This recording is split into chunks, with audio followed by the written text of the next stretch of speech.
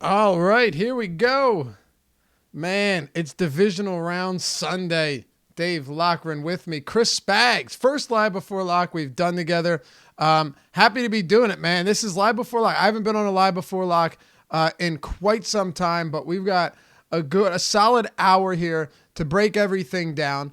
Wild day in the National Football League yesterday. Yet another sizable upset. We'll get into all of that. We'll take a look at some of the player props and got plenty of time to break down two games today. Yeah.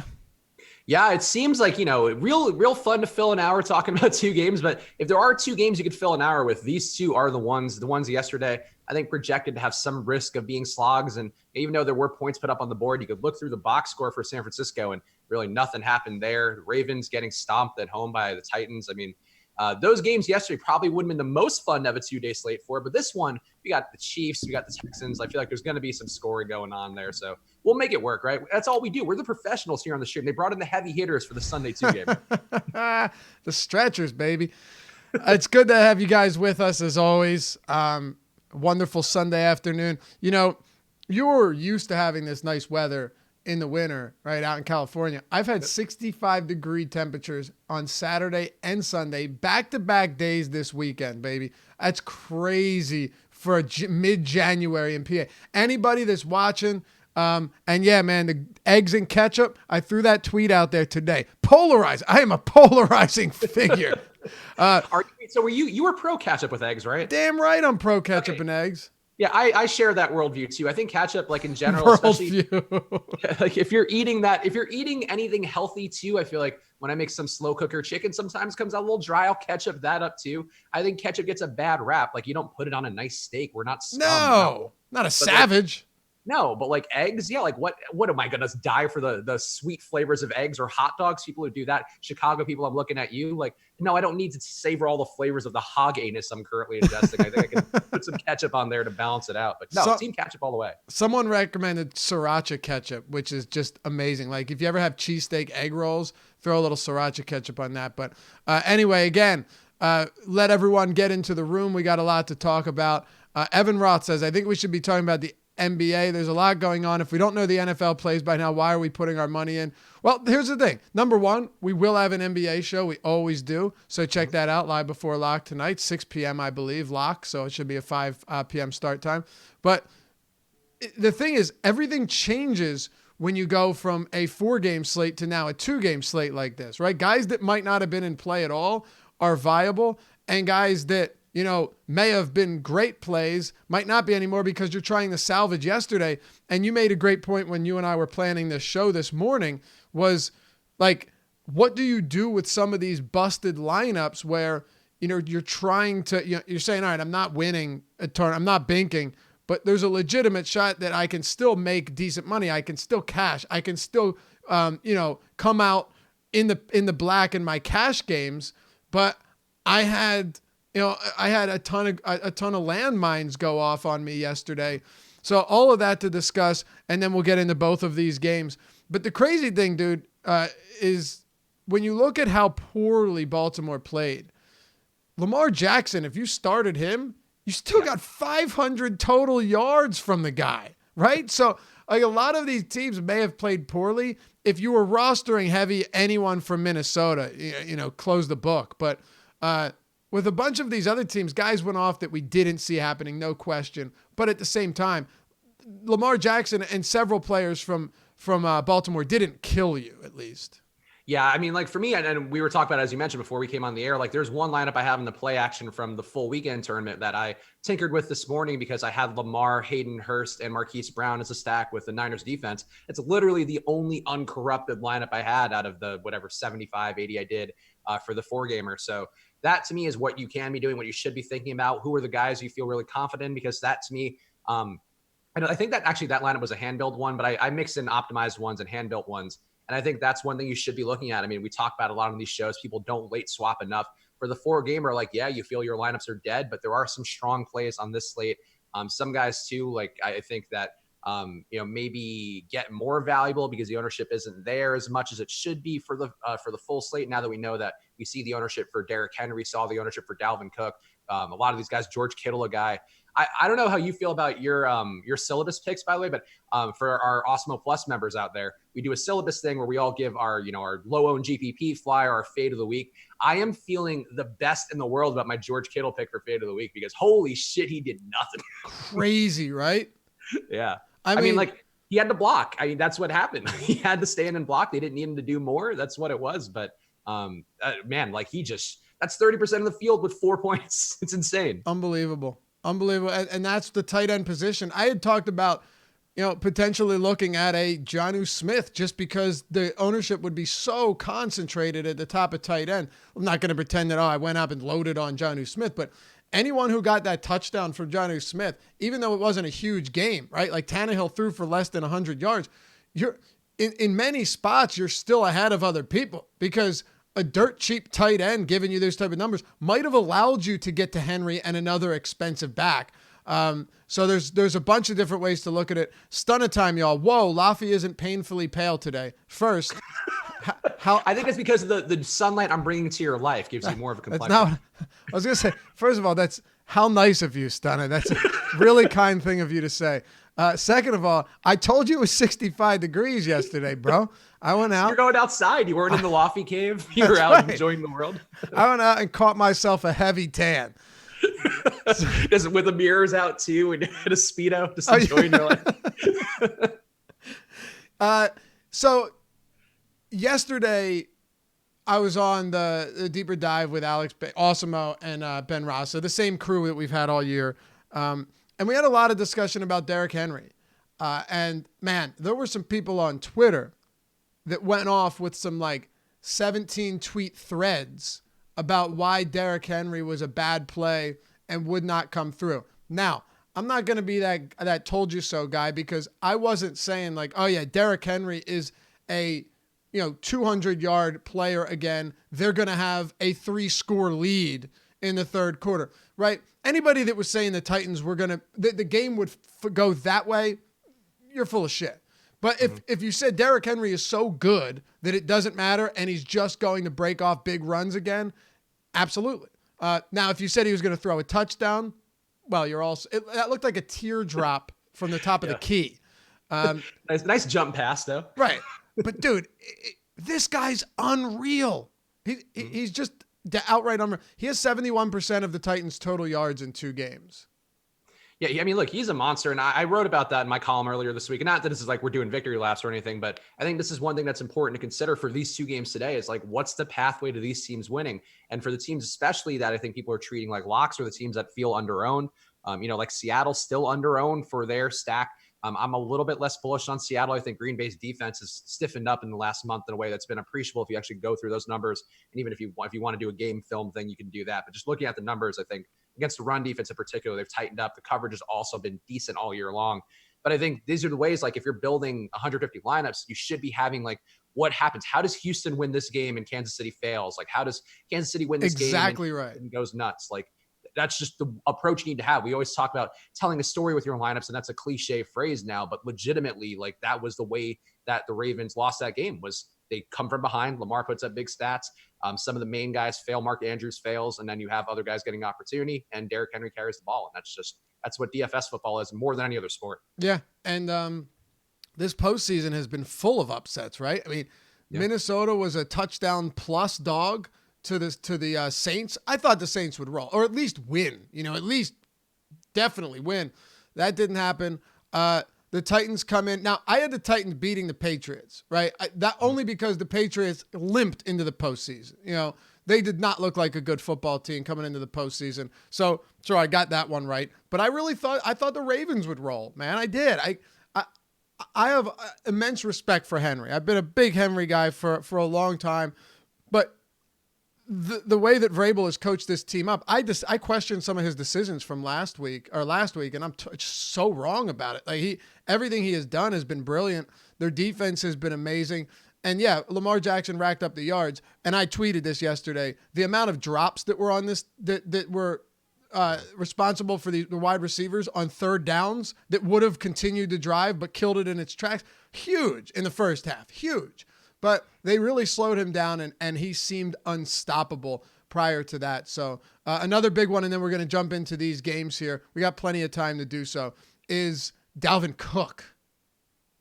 Yeah, I mean, Dalvin he killed me. So I had two issues with the lineups I had that had Derrick Henry or Tevin Coleman, and that issue is Dalvin Cook, who just got nothing going. I was very bullish on the Vikings this week. I was bullish on them last week too. I actually did think they could beat New Orleans, but I also thought they could beat San Francisco because Jimmy Garoppolo makes mistakes, and the Vikings defense has won all year long. We've talked a lot about PFF grades throughout the year because behind the scenes folks were kind enough to get us access to the media package this year. And Minnesota's defense all year long was one that was better on paper than they actually performed. So I was trying to target the positive regression for them that seems like they were due. That hit last week. This week, it actually did kind of hit again this week. San Francisco still scored, but like, again, go through that box score. Like, really nobody got anything going besides Tevin Coleman. And if you have Tevin Coleman in the lineup, by the way, like a 4-game lineup right now, like we talked about earlier, optimize the shit out of that because Tevin Coleman is under 5% owned. Amazing. And he is an amazing play right now. So if you have lineups with him, that is gold. For me, I had, I think, 7 lineups with him, which all have AJ Brown in it or Mark Andrews or Dalvin Cook. So it's like, it's a lost cause, but still, like, that's one decent window to cashing at least, and maybe even banking, because I think there's a decent chance one tournament winning lineup in a lot of tournaments out there is going to have like at least one shit player out there because there were so many in that first set of games. Who would you suggest how would you suggest optimizing those lineups, knowing that you already have one of the lowest owned, highest producing guys on the slate? So to me, because you have the guy who's low owned, I would be more inclined to load up on Chiefs because, I mean, it's a very big implied total here. I know that doesn't make the most sense. Maybe if you're thinking about DFS the way a lot of people do, is just running headfirst away from ownership. But we're talking about a team who's had the highest implied total on the slate, 30 implied points for them. It stayed steady all weekend long. This Houston defense, I think JJ Watt coming back makes the rush defense a little better, but I think the Mahomes stack overall is still the most appealing stack of the week to me. I think that's one thing that I would want to do is just be like, cool, I could take the chalk with Kansas City. I can get Tyreek Hill and Kelsey if I want to do that. Or if I want to get, Damian Williams and Tyreek Hill, I can do that. But I think to me, those are the ways that I would want to go. Just take the best possible players because at least for me, like I think that if you have 5% Tevin Coleman, you're already different enough from all the Chiefs stacks that are going to be floating around out there. All right, so let's do this. We just had a big piece of news come in from Kansas City. It's a perfect time to jump right into it with this first game that kicks off at 3:05 Eastern between the Chiefs and the Houston Texans. But first, let me pay the bills real quick, Spags, and I'll tell you how we do this. It's with FantasyDraft.com. No YSRPs today, baby. FantasyDraft.com, sponsor of the Live Before Lock Show. It's the only rake-free daily fantasy sports site in the industry, which makes it great.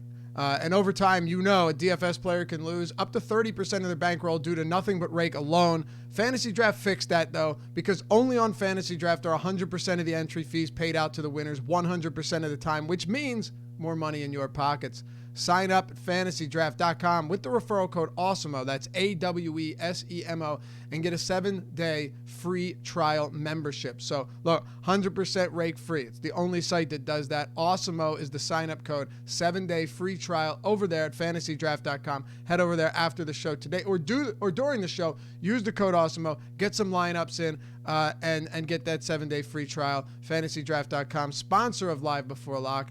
All right, man, so we've got the Kansas City Chiefs and the Houston Texans. Now, the Chiefs opened at 8-point favorites. They are now 10-point favorites. I may have a different take than you on this. I see this going a couple of different ways, but 10-point favorites, 50.5-point over-under, opened at 49. It's cold, 33 degrees, a little bit of wind, nothing crazy. But the big thing here is that we just got news that defensive lineman Chris Jones is inactive. He's out. Inactive for the Kansas City Chiefs. This is a team that has already struggled to stop the run. Let's just start with the injury news here because Chris Jones being sidelined on that defensive line is pretty significant news. Not saying, they're going to lose because of this, but it definitely could influence the way things look on defense for the Chiefs. Yeah, I mean, shout out to one of our guys in the premium Slack, which of course you should be taking a part of right now. I use that promo code Live Before Lock if you want to get half off your first week. But one of our guys at Premium Slack, who I really do appreciate I think what he does in the NFL channel right now, because the NFL season does die out a little bit after the regular season goes in terms of just people being in there regularly talking. But Dr. Miles pointed this out earlier in the week where I don't want to misquote him, but I did see him go through when I was kind of combing through our Slack. And I'm saying that if Chris Jones is out, that's going to make the run game look a lot more appealing for Houston. And I would agree with that overall. Like we saw in that first matchup, I mean, the way that Houston won that game against Kansas City earlier in the year was Carlos Hyde. And Carlos Hyde's a guy who just keeps getting the work every week. I thought last week he had a shot to give you one of those stupid Carlos Hyde games where he has 80 yards and 2 touchdowns. I think it's very much in play here for Houston, where it's very easy to imagine DeAndre Hopkins, Will Fuller, Kenny Stills getting stopped at the 1 yard line. There's an easy pathway for Hyde to be productive in this game. And they're going to certainly try to lean on him as much as they can early on. Maybe even Houston can build a lead, and then you get Kansas City playing from behind. So I really don't mind Hyde at all. I haven't minded Hyde. I didn't mind him last week. And I think too with Houston, the other part to consider is that like that defense last week, to me, Josh Allen could have went nuts in that game. The Bills were terrified to get beaten because of Josh Allen. Yeah. So they really pulled it in when they had that lead, when they felt like the defense could take care of it.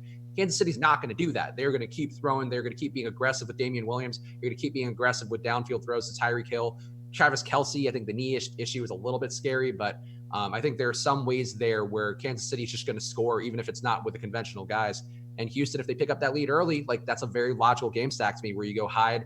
You want to take a Kenny Stills. I think Kenny Stills is really appealing with Fuller in there. There's a decent possibility to me that Fuller is like a decoy that opens things up for Stills. So I think that to me makes this game obviously a must have. It's not anything bold to say, but I think there are some game scripts here that are not that highly owned. And that includes Hyde, that includes Stills, that includes just loading up on the Chiefs, which will be owned.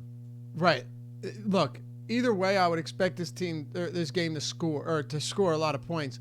Ben and I discussed yesterday on the deeper dive that, if the Houston Texans win, or if it's, say, very competitive, it's very likely going to be a lower scoring game, right? Like this game probably goes under if they end up winning. Now, let's be fair. Earlier in the season, the Houston Texans won 31-24 in Kansas City. However, well, actually, no, not however, because that was, let's see here, that was 10-13. So, yeah, Tyreek Hill was active in that game. As a matter of fact, he had 5 for 80 and 2 touchdowns. On the other side, though, it was the run game that got it done. Deshaun Watson had 1 passing touchdown. He was 30 for 42, 280 yards, a touchdown, 2 interceptions. So not the greatest line as a passer. Carlos Hyde rushed 26 times for 116 yards and a touchdown. Deshaun Watson had 2 scores on the ground, 42 yards on 10 carries. Duke Johnson, 5 for 34 scoreless yards.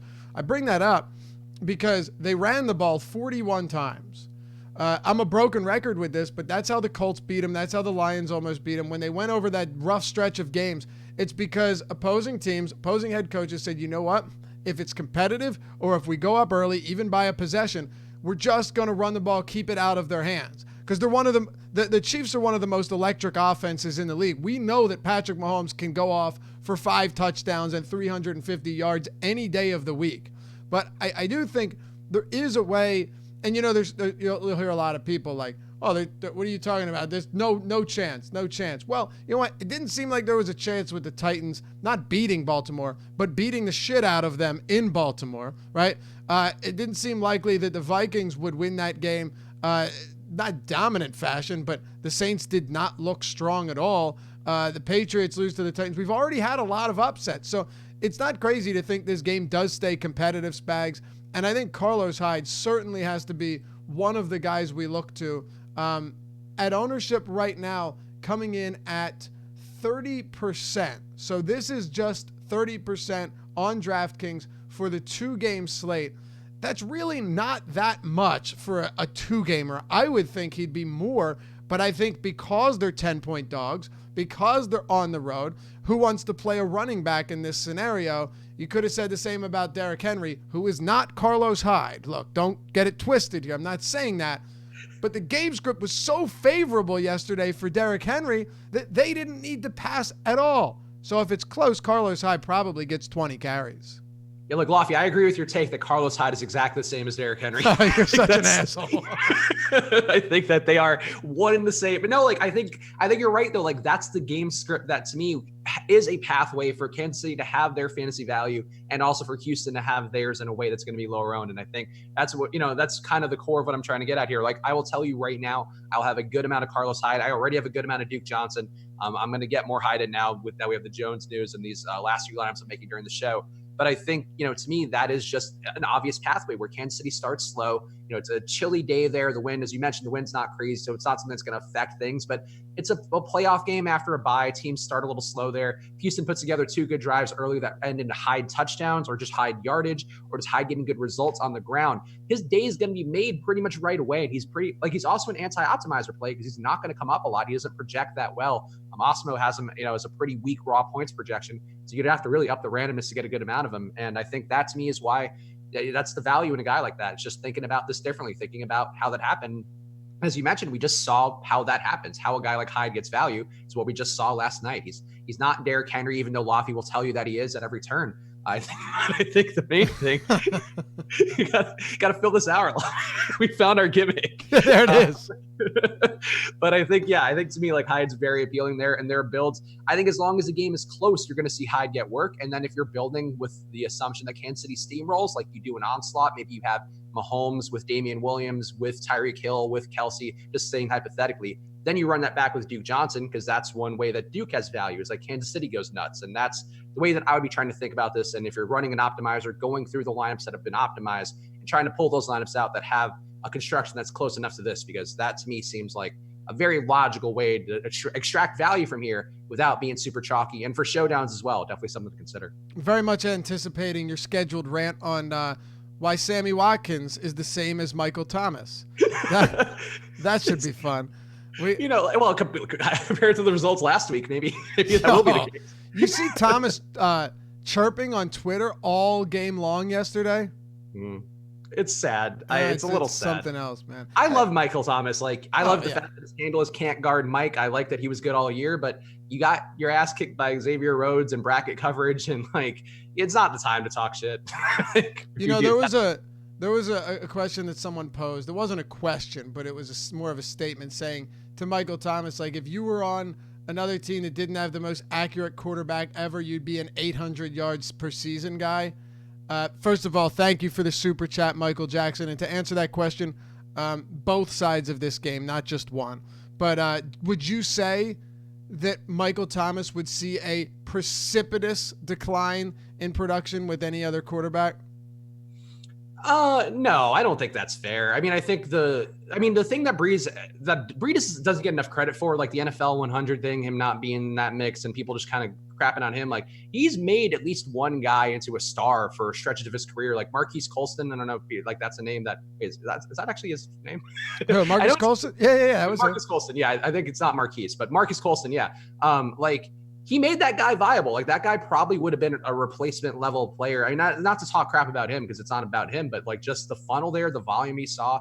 He's made so many guys. He's made 10 Ginn look viable. He basically gave him a resurgence to his career. This year he's out of the mix. So I think there is some credit to that, but I think some combinations are just the ones that work. And Michael Thomas is just like, you put him on Green Bay in the Devontae Adams role, I don't think he's doing worse. You put him in the Julio Jones role, I think he's probably doing even better. So I don't know. A couple of comments in chat. And by the way, when we bring this up and disagree with them, certainly doesn't mean that the reason for doing this, especially on like a 2-game slate, is to get an idea where other people are at and challenge or agree with those ideas. David says that the Bills and Chiefs are 2 different teams. KC is a 10-point favorite for a reason.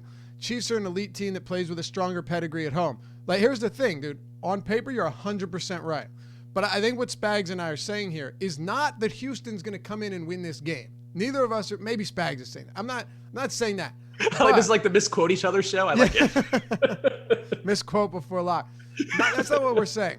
What we're saying is, I don't think if we're going to say that, it's not fair to also be like, well, the Titans are much better and they shouldn't have been 9.5-point dogs. David, I know you didn't say that, but in general, if we're applying this logic to the Chiefs, you have to apply similar logic to a team that went 14-2, has been dominant everywhere. At home, obviously, 14-2 on the season. Lamar Jackson had been virtually unstoppable all year long. I know they lost Mark Ingram. I get it. I know their wide receiver corps isn't solid, but at the same time, that team defensively, bringing on Marcus Peters, having Marlon Humphrey, getting healthy in the secondary, and just being overall dominant throughout the year against every team they faced almost, you would think that they would go in there and they would pretty easily win that game, right? So it didn't happen. And on a 2-game slate, you have to try and cover. It's actually very tough to do this, and I've had a tough time since showdown slates came out of trying to train my mind to think of things in ways that aren't really logical. I know that sounds weird, Spags, right?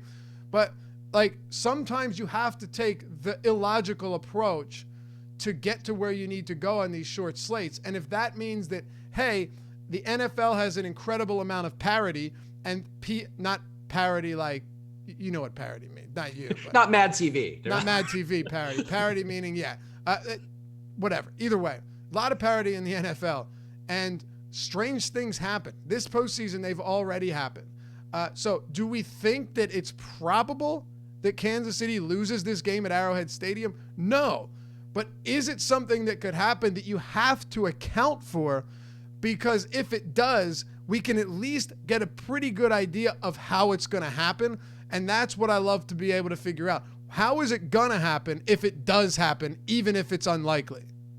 Yeah, and I agree. I think that's a big part of showdown slates. I do think I view it more like, and this might be a really esoteric analogy, but you know the carnival game where there's like the horse. It's one of my favorite words, by the way.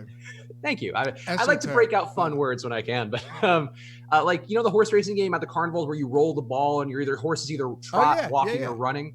So that to me is how I view DFS, where it's like you're throwing the ball and it's like you have these I guess breadth of outcomes that can occur, and you're trying to find a logical way that the lesser outcome can occur. Like the logical way that your horse is going to run is the way that I try to think about it. And that's, again, a real stupid analogy, but I think it does articulate the point where you're trying to find logical ways. Like to me last week, I was very heavy on DK Metcalf. And again, not for victory lap purposes, I'm just saying because he had gigantic air yards down the stretch. He was right there with Tyler Lockett. It's also, as Osmo often mentions, a lot of variance with wide receivers. So if Metcalf has the better day and Lockett doesn't, it's a very possible thing that can happen. And I think that's the way to think about it. And for showdowns in particular, like I think having lower owned wide receivers is always a good move. Like if you were playing the Chiefs showdown today, like I think having Kenny Stills as the captain isn't a bad move. I don't love Sammy Watkins today, but I think having him at captain isn't a bad move. Going to Kelsey, going to Hill, like people go to quarterbacks as captains and stuff like that. And it's generally going to be the wide receiver who has the outlier day. But also you're building in correlations and all that. So if you have Mahomes at captain, make sure you have at least 2 of his receivers, guys who are getting direct value from him. Like that's the way that you have to think about everything you do with NFL DFS in particular, more than any other sport, because there are so many contingencies and ways that games break that add more value. And I think that's the kind of thing that we talk about at more length when we have an hour to talk about it. But it is like an important part of just making it part of your process every time, especially for these last few weeks of the NFL year. Yeah. And if we were to come on this show and essentially just talk about like who the best plays on paper are, it's useless. It's a useless show. And I think it's good to break it down from all angles. And hopefully you guys appreciate that. I know most of the people that tune into the show see it from that angle as well. So I want to cover the Texans first, just quickly. We already hit on Hyde. The Chiefs do allow more receiving yards to opposing running backs than any team in the league this year. And as we saw with guys like Tevin Coleman, odd things can happen, right? Strange things can happen. So you want to cover all of your bases with all of these players. Hell, Khalif Raymond, not that you were talking about him or I was talking about him, but strange things occur. So Duke Johnson right now on a 2-game slate. I am not a big Duke Johnson guy, but he'll be one of the lesser-owned players. Talk to me about Deshaun Watson and the wide receivers here, because to me, I like Carlos Hyde in the run game more than I would the receivers, but at the same time, we'd be remiss to not, get into the weeds with Hopkins and Fuller. Yeah. So look, I have a hard time saying I wouldn't want to play a lot of Hopkins. I am playing still a decent amount of Hopkins, but I'm under the field on Hopkins right now. One thing I mentioned as part of why I wasn't comfortable with Kittle there for a tight end, it's a little bit easier to kind of think about the reasons why. Minnesota gets good pressure. The tight end, George Kittle's a good blocking tight end. He's going to be in more. I think that was a logical part of it. But one big reason why I was comfortable saying that Kittle was a fade of the week for me was that according to DVOA, Football Outsiders metric, which is valuable, it can be, I think you can kind of misconstrue it in some ways. But there was a 48% decrease to tight end production that they allowed, according to DVOA, Minnesota's defense, going against San Francisco. For Kansas City today, like you think the Kansas City of last year, who just gave up a ton of production, they were basically, like Tampa Bay, just giving up tons of passing yards to everybody. This year they have a 27%, actually, 27% decrease in production of wide receiver ones, because they've actually been a better defense this year, not versus the run, and especially, without guys being in the lineup today. But they have been a decent team at stopping wide receiver ones. So I think to me that does open up more Fuller, more Stills. I talked about my Stills love. Stills is going to be 13% owned, I think, in their 15%, our most recent run of ownership. Darren Fells is going to be 10%. There's going to be no Jordan Akins in there today. So Fells is going to have similar opportunity what he had last week. I think there are ways to not play Hopkins and still play the pass game. And for me, I will say I will have a lot more than the field of Stills this week, just because I'm one of those people who buys into the fact that Fuller opens opportunity for Stills. And I also don't know that I trust Fuller's health being fully there, or that he's able to stay in the game and all that. But I think to me, that's one reason I'd be willing to go under on Hopkins. I just think that there are ways for Watson to produce without Hopkins having the big day. Maybe he still has 6 catches for 80 yards like he had last week or whatever it was. But that's not enough. That's like on a slate like this, even on a 2-gamer, it's not enough. So I'm willing to get weird with there. And I think Stills to me is one of the most important plays on the slate. And if he bombs, just pretend this didn't happen. Yep, and it surely drives me nuts when people say, "Oh, he's injury prone. I can't play him." But I'm willing to make exceptions to that rule, and Will Fuller's definitely a guy that has dealt with an incredible amount of injuries for sure. So you said Stills, huh?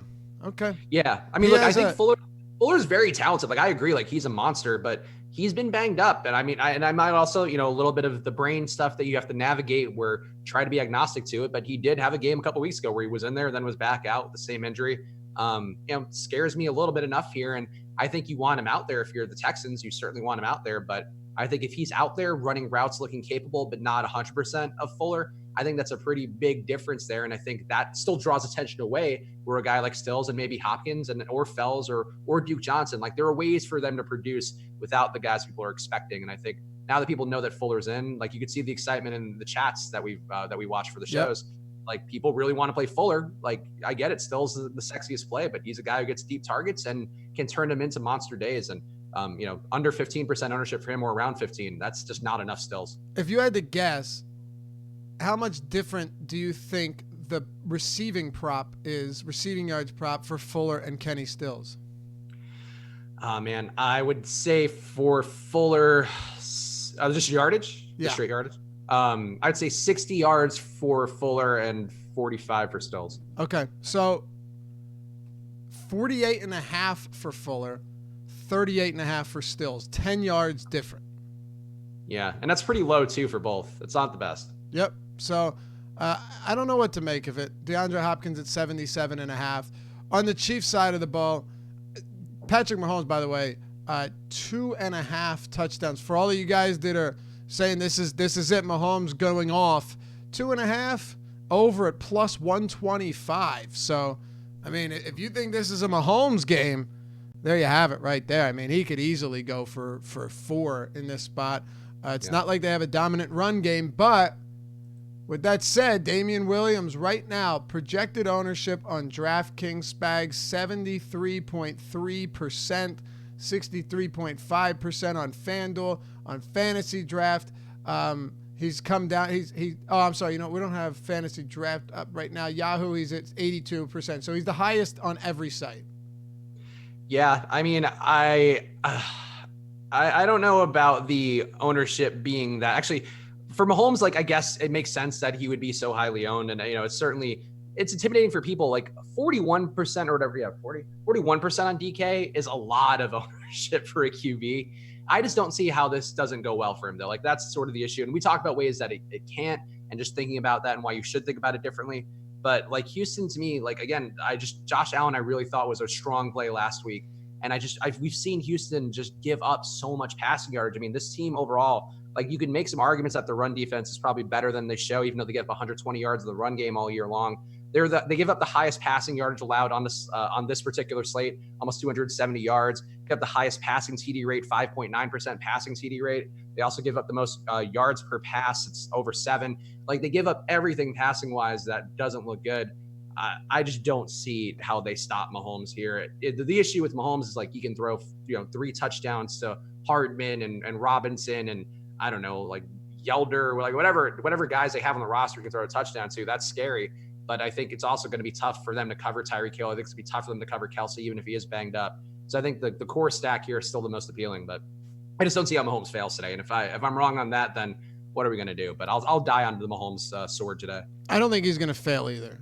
Like I said, I really think the only way he does is if Houston takes a page out of the same book or the same blueprint that, hell, they had earlier this year, that the Colts had, that teams just ran that's the only, seriously, you're not going to make, again, exceptions to rules, but you're not going to beat the Chiefs in a shootout, right? Like, at least I don't see any way that's happening, given the personnel. I don't see them beating them in a shootout.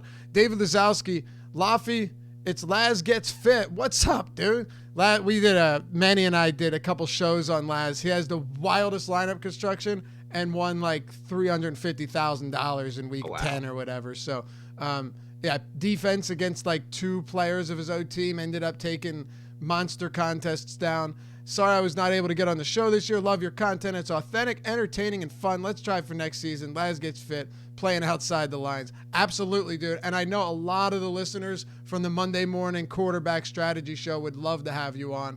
Appreciate that super chat, brother.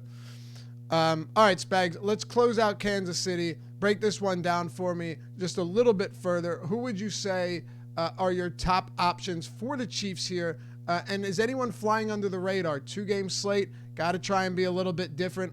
Is this a spot to do it, or can we go elsewhere? It is, however, a Houston defense, though. Their secondary has really shown holes. I mean, they have been gashed at times. And I don't look at last week against the Bills and say, oh, well, they only allowed, 20, 18, 6, whatever it was to the Bills. That is not a good passing game. Pro Football Focus has them as a bottom 9 secondary on the season. And then Football Outsiders, I believe, has them at 26th. So they've been rough there, man. They've been battered. Yeah, I mean, I just think that I want to go because I don't think Houston's that talented in their secondary in particular. Agreed. And I also don't think they schematically are that smart either. Like, they don't do anything that's that impressive. Last week, I mean, I was really bullish on Josh Allen. I think the Bills beat themselves in that game because they didn't let Josh Allen keep pushing the ball downfield to John Brown. They didn't let him go to Beasley. They just kind of played it safe. And again, Kansas City won't play it safe. They will take deep shots. So the guy that's me, looks underowned or just an approach that I would take that looks different in the field right now. A lot of ownership's going to Sammy Watkins. I just don't find his role to be that secure. Like, I don't mind having him, but if the 36% of the field is going to be on him, I would rather split that ownership between him, Demarcus Robinson, and McCole Hardman, because those guys, Hardman can also chip into the special teams touchdown. That's something to keep in mind there. So if you wanted to try to double dip, you can. I don't know that that's like a high probability outcome, but it's a possibility for sure. And Hardman gets the deep shots. Robinson has decent touchdown equity. There are ways that those guys can have a better day than Watkins. So that would be it. But I just don't see how they stop Tyreek Hill. I don't think they do anything smart that's going to be like, you would normally want to send a safety over the top, keep the corner on him, try to bracket him out, cover him over the middle. Like, you're going to send multiple guys at him, you would think. But the Texans are stupid and they don't play defense smart. So I would play Hill. Hill's one of the plays I'm the most above the field on this week, even though he is chalky. Hate it because of the variance of wide receiver, but I just think he's a really strong play. Kelsey, I think you can argue because of the knee issues. If you wanted to go away from him and go to that log jam with the Watkins, Robinson, Hardman group, I think that's fine to me. But Hill would be the guy I'd want in stacks. And I also wouldn't run from Damian Williams stacked up with Mahomes. I know, it sucks because he does get a lot of his production from the run game, so he doesn't correlate perfectly with Mahomes. But he gets enough pass game work. He's also going to probably get some pass game red zone looks too. So I think there are ways for him to get those touchdowns from Mahomes. And going against the Houston defense, it gives up over a 20% DVOA boost to pass catching running backs. It's a pretty nice spot for Damian Williams all around. Like, I think you could talk me into fading him if he didn't have that pass game work. With the pass game work, I just think he's fine as chalk, even though it sucks that he's going to be 3/4 of the field on him, which is insane. John Doe says, Spags and Loft, can you give us Hyde ownership? I did earlier, but I'll do it again because I'm nice and the season's coming to a close. Right now on DraftKings, we got him at 30%. On FanDuel, we've got Carlos Hyde coming in at 28%, which is a good time to remind everybody that we've got free content on the site today at awesemo.com, AWESEMO, one more time. If you wanted to check that out, the NBA lineup builder, the NHL lineup builder, and the NFL fantasy point projections are all free today at awesemo.com. So head over and check that out. Pablo Irvin says, Bill O'Brien is a donkey. I don't agree. Or I don't disagree there. And great filibuster, which is something Spags and I are very good at doing. Have they covered the other game? There's not much time left. Nah, we're good, brother. We got 20 minutes, and we're going to that right now as we speak. But hey, thanks for the reminder. Seattle at Green Bay, Packers 4.5. We thought we wouldn't be able to fill this, Spags. Oh, I knew it, man. I know. It was particular. This particular duo, just smooth sailing for that. Packers 4.5 point favorites, 45.5 point total. This line hasn't moved, or the total haven't really moved much at all compared to the last game. I will say this much though. Did you see the temperature there? Yeah, it's cold, but apparently like just cold and not too snowy. Thankfully, I think there were some concerns that it'd have 10 inches of snow or something, which they don't have. So that's positive. I see it making zero difference whatsoever. It's 21 degrees. I'm just thinking to myself, like, these guys go out there, with no sleeves under their jerseys. Some of them, like that Favre and was a Favre and Manning game, right? Eli Manning game. Yeah. Where it was -4, not the wind chill, but it was actually like -4 degrees or something, getting slammed under the ground. Unbelievably terrible idea. Yeah, I would be more, when I played high school football, not the apex of it all, but we had some cold games in Connecticut sometimes. I was very much in every game where the full sleeve Under Armour thing underneath. Like I feel like that's just better business. Like I don't want to be sleeve. Yeah. I played ice hockey my whole life. I still play hockey, but when I was young, we'd play at some of these outdoor rinks and like, dude, you get rocked into the boards, and at least I'm wearing equipment and I'm covered up. But yeah, these people are crazy. Green Bay. That's why you and I are talking about it in a nice climate-controlled room and not doing it ourselves. I'm not wearing my Under Armour sleeves. No. By the way, it was just the temperatures I didn't want. Everything else I had it. I mean, I was there in terms of NFL potential, but I said, yeah, it's cold there. Green Bay and Seattle. Like I said, 46 point total. Seattle, 4.5 point dogs. We'll start with the Green Bay Packers. A lot of chatter in chat about Aaron Jones, very rightfully so. He is 48% right now on DraftKings and 48.5% on FanDuel. If you want to get these ownership projections, player projections, and all of the other awesome premium content we have at awesemo.com, just use the sign-up code, all one word, live before lock. All one word, live before lock, get you 50% off your first week of Awesemo Plus Platinum membership. Spags mentioned it earlier in the show, but I'll throw it out there one more time. I know all the premium subs will follow along with us when we're going over projections and ownership and all of that other good stuff. So hit us up in that premium Slack chat when you do, where we talk DFS all day long. We'll show you around. We got some nice people here. Anyway, the big thing is Aaron Jones, because Aaron Rodgers really hasn't been special this season, right? I'm not knocking Aaron Rodgers, but it was a decent year. He threw for 4,002 yards, 26 touchdowns, 4 interceptions. Normally, for any other quarterback, that's a good season. For Aaron Rodgers, though, I mean, that's not prototypical Aaron Rodgers. And I think a lot of this is because LaFleur, number one, is actually willing, unlike McCarthy, to establish a real ground game and run the ball down opposing teams' throats. They finally have a good running back in Aaron Jones, who has been wildly impressive. And now you've got him coming into this game as a 4.5 point favorite and someone that can easily give you multiple touchdowns in a game, something he's done several times this season alone. Yeah, look, I think there's fear. Jamal Williams back in the lineup. I think that's always something that's going to give people pause, but it's the playoffs. And I don't think you can look at Aaron Jones's production, especially the red zone production, compared to Jamal Williams and think like, he's going to take that work away. Just Jones has been the better player on the year. Seattle's run defense too. It's really one of those teams that are not as good perhaps as they may get the reputation for. I mean, the reputation overall for them has obviously preceded them this year in every aspect of the game, but the pass defense is still, I think, has some upside to it. Like they got good pressure last week, against the Philadelphia team, as Lofty knows better than anybody. Had really nobody left in that roster, and poor Josh McCown playing on a torn hamstring. Like the ball's on that guy to get through that game. Credit to your Eagles, Lofty. Dude, off the bone, that's some wild stuff. And what, over 40? Like that's. And he was running for first downs. Yeah, I mean, he was looking fleet of foot. He was looking probably more fleet than Carson has for stretches of the year.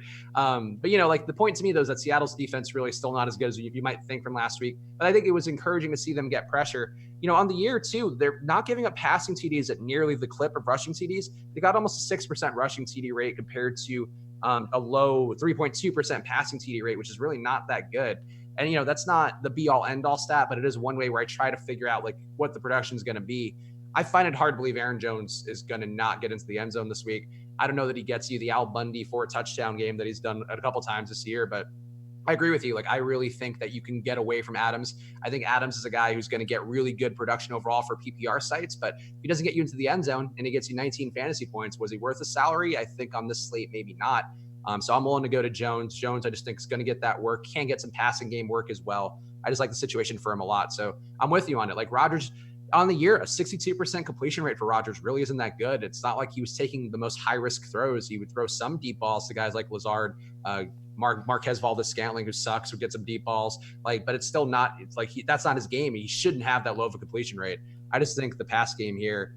I think this game might be a little more defensive than people think. Honestly, like Green Bay's defense to me, I think is better than people realize. And I think Seattle, there is a thing with Russell Wilson in the cold, which isn't worth hitting on. It's not a data point, but he has played poorly in the cold over the years, and it is going to be cold. And I think people are locking in Seattle for production this week, and I don't know that's the case. I hear you, dude. And look, I think it's only fair that with Aaron Rodgers, we point out that outside of Devontae Adams, who was sidelined for a month, Rodgers' pass weapons have been garbage, right? Like, there's been nobody there that's truly reliable. So that, it's funny. CJ Beathers just was trolling with some highly inappropriate stuff in chat. And then the worst one, he says Lofty thinks Jokic is better than Embiid. I mean, that's more inappropriate than anything else, which is just certainly not true. Nevertheless, I think with Devontae, well, okay, absolutely. How about this? Let's do this because it's a 2-game slate, and let's give our viewers a little bit of context here, right? If we're talking about Devontae Adams and Tyreek Hill and just taking the high-priced receivers, okay? So you've got on this slate Tyreek Hill, Devontae Adams, DeAndre Hopkins, all of these guys above 7K. I'll even throw Metcalf into the mix and lock it because they're both on DraftKings $6,600 or more. How would you prioritize a Devontae Adams here? He's the most expensive, but not by much, compared to the rest of this field for high-priced wide receivers. So for me, because of the price points being so close, I'd much rather have Aaron Jones at what I feel like. Well, the ownership on the 2-gamer is a little more efficient than it looked like on the 4-gamer, but I just think Jones at that price point, I'd rather spend my money his way. I like Adams. Like he's been one of the most targeted guys down the stretch. I've been just short of Michael Thomas in terms of that for the last month of the season. He's looked better since he had that injury, came back in the lineup. Rodgers has leaned on him for the reasons you mentioned, where the rest of the guys aren't that good. Allen Lazard's a fine player, but he's really like a wide receiver 3, maybe even a wide receiver 4. I just don't think he should be the number 2 guy, even though he's had decent results on the year. So I have no issue with Adams. I would just much prefer Hill. I don't see Hill not busting 1, maybe 2 against Houston. Adams can have a good day today, but the touchdown equity hasn't been there for him all year long. And I think there are ways that other guys can score. I think Jimmy Graham is a red zone threat that could get some looks today. There Aaron Jones, of course, Jamal Williams, if he gets some looks in there and gets some pass game work in the red zone, like that's a possibility too. There are ways where I think Adams doesn't reach value. So I would much prefer Hill, and I would much prefer Jones over Adams. Nothing against Adams. If you want to play him, please. I'm seeing it differently, and he's one guy at almost 50% ownership willing to get away from. All right, so good question, and it's just to kind of put a bow on this discussion. Luke Altmaier asked, what stud receiver is the lock? And I mean, you don't have to say he's a lock, but like which stud receiver do you look at and you say, that is my guy? Is it Tyreek Hill for you if you had to pick one? I mean, going with the Derrick Henry corollary would be Kenny Stills. It's, of course, the top wide receiver in the game. But no, Tyreek Hill for sure would be my guy. I mean, I have him in, honestly, most of my lineups. If he sucks today and the touchdowns go elsewhere, at least I died going with the guy who is the most talented and has the potential to have at literally to me, he has the potential to have 200 receiving yards and 2 touchdowns today. Like, I don't think there's anybody else on the slate who has that upside and the matchup where it actually could occur. So it's Hill for me by a really wide margin. Dude, our chat just pops off sometimes, and you gotta love it. I mean, there's no chat like the Awesemo chat. It's so wild. Look, you know what? As long as they're being nice to me, I'm fine. Actually, someone just said Spags is the coolest guy at Awesemo. I'm not making that up. Somebody just said that. Oh, thank you. I agree. I mean, look, I'm single. I do degenerate things. I would agree with this take. Just because I bring professionalism doesn't mean I'm not cool and being a I think they may have been defending you because someone said something mean, but I missed that one, so we'll just take it as let's focus on the bright side. On a whim. Yeah. So I just want to push back for a moment on Davante Adams. Yep. Seattle's pass defense has been very hot and cold. We've seen that, right? It's been very difficult to get a good idea of what this defense is going to look like from week to week, but this is a spot where, to me, it actually doesn't matter because the pass volume in a game, a must-win game for Aaron Rodgers and the Packers on a team that is using Allen Lazard as your number 2. I just think that the pass volume for somebody like Davante Adams is so significant that I can't overlook that. Now, Tyreek Hill on an entirely different level because he's the type of guy that could take 2 receptions to the house and have 150 yards. But Davante Adams in full PPR could legitimately give you 10 for 120 and 2 touchdowns today, and nobody would be shocked. So I do like Davante Adams here, and ownership really doesn't play that heavily because they're all pretty much like Tyreek Hill and Davante Adams are pretty much the same. Hopkins is a little bit lower on DraftKings at least. So yeah, I do like Davante Adams. And I think if you're getting similar ownership, like he's 20% less ownership right now, projected for 20% less than Tyreek Hill on FanDuel. I love both of them, but I'm not sleeping on Davante Adams either. I do like him. On DK, it's closer. So I think that to me is part of it. But I mean, just talking about the contrarian kind of views on how the game could go, I think if I believe in the Green Bay defense today, I'm playing a lot more Packers defense than I probably be comfortable admitting. And I think that's one way where I do think, this could maybe go different than people expect. And I think the one way that happens is that Green Bay shuts down Seattle. They don't get much pass game production. The run game has a tough time because they just don't have really great guys in there right now. Maybe Marshawn Lynch gets into the end zone, but if he gets you into the end zone twice, like I don't know that he gets enough production to really help out enough. Like obviously for a showdown, yeah. But I think one way that you can get difference here is a lineup build that assumes Green Bay just crushes at home. And so many people this week have been down on Green Bay, have called them like a paper tiger. We had on the contrary with Osmo and Steve Buzzard, and those guys were both two of the sharpest players and an analyst, Steve Buzzard over at Football Guys in the game. And they were like, yeah, I just think Green Bay is overrated. I think everybody thinks Green Bay is overrated. So if that's the case, they're at home after a bye. I'll take that stab and hope that maybe they somehow shut down Seattle, who people seem to really be buying into, even though the ownership for Seattle is still really not that high. All right, close out the Packers with some of these kind of tertiary options. Do you have interest? Is Lazard a guy to you that you would target? Jimmy Graham at a generally weak position at tight end that has Kelsey, and then it drops all the way down to Hollister, and then we'll close it out with the Seattle Seahawks. Lock is at 305, mind you. It's 257 right now. Just keeping all you guys aware of where we're at. Yeah, so get those lineups in, ladies and gentlemen. All you Bachelor contestants out there, make sure you get your lineups in. But I agree that Jimmy Graham is at least a little bit interesting at that price point. Revenge game aside, whatever, if people want to do that for him holding a grudge against Seattle for many years, I'm sure that's a consideration in somebody's mind. I think he's in play. I agree about Lazard. I think the price point's really appealing.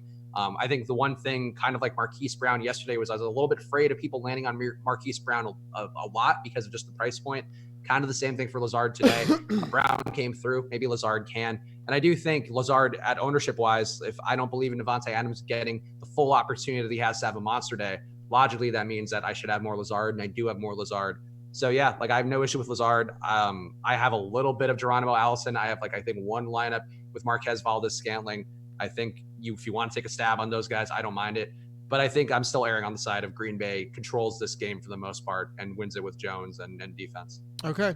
Yeah, I think Lazard is fine just because there isn't a lot of value. But keep in mind, it's not like he's going overlooked, and that's the thing for me. I would say a similar price point if I'm flexing a guy. I'd probably go Duke Johnson over Allen Lazard. That's not to say that either of those guys are like that I love them, but at the same time, I do think you have to go somewhere cheap. And we appreciate that comment, Sugar Style. Much love, brother. All right, close us out with. We're not going to read the comment. That was one of the nice.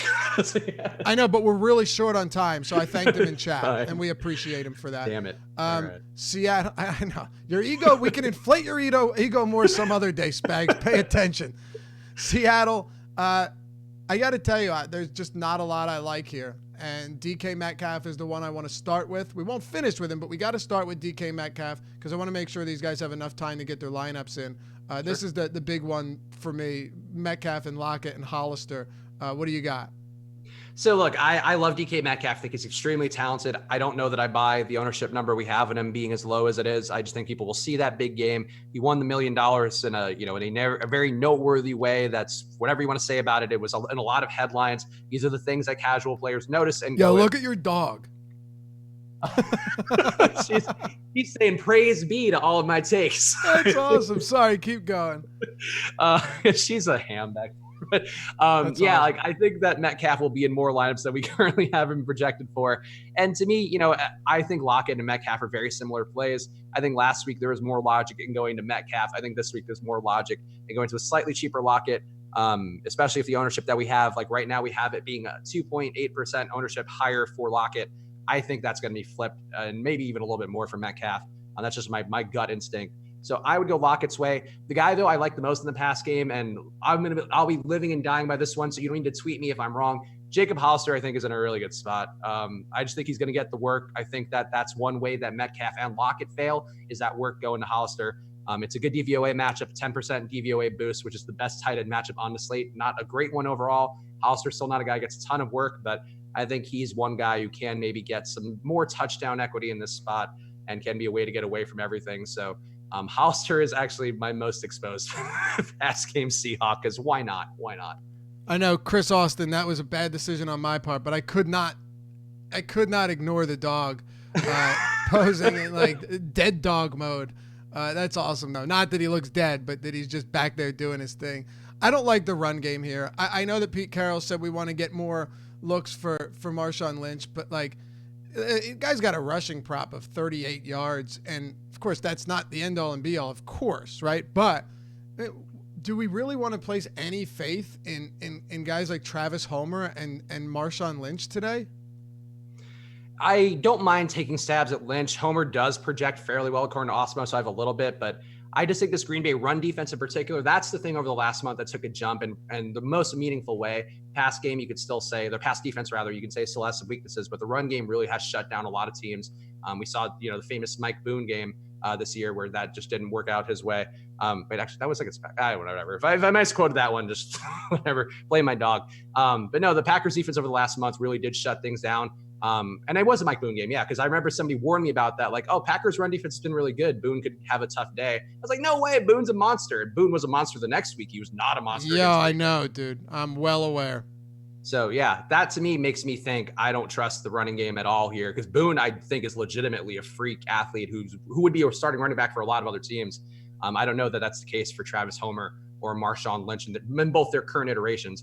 Lynch can fall to the end zone, but I don't he's not a guy I'm dying to have with Homer there taking some work away, some pass game work too. I don't mind playing Lynch though. I think I would prefer to play Lynch over Homer, but it seems like a dumb casual player play. So I don't know that that's no offense to anybody playing Lynch, but it's not neither stirring my loins too much.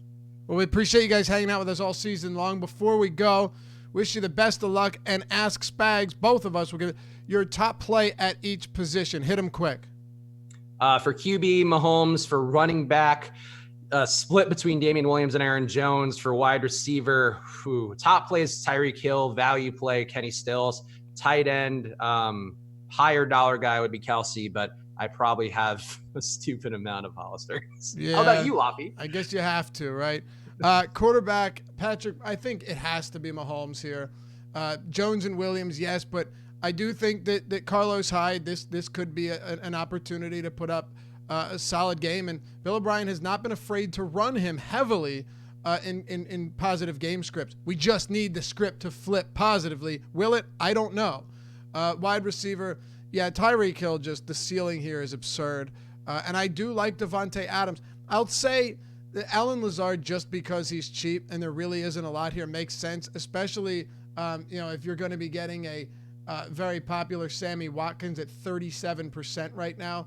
I don't think it's crazy to look to somebody like Lazard, but these guys are just, throwing darts with your eyes closed and hoping it hits. And then at the tight end position, yeah, Hollister's kind of like by default. You just, right? Like you have to, it's not to say that you don't actually like him, but the problem is on a bigger slate, you'd have no interest in Hollister here, I don't think. But yeah, the 4-gamer, a little bit less Hollister for sure. But the 2-gamer, I'm there with it. And he and Darren Fells, I think, are just those guys at the price points where it's like, all right, I can get better guys in my lineup overall with going to those two. So it is what it is, sitting on the slate. I hope you guys have a great rest of the weekend. Win some money today. Close us out, Spags.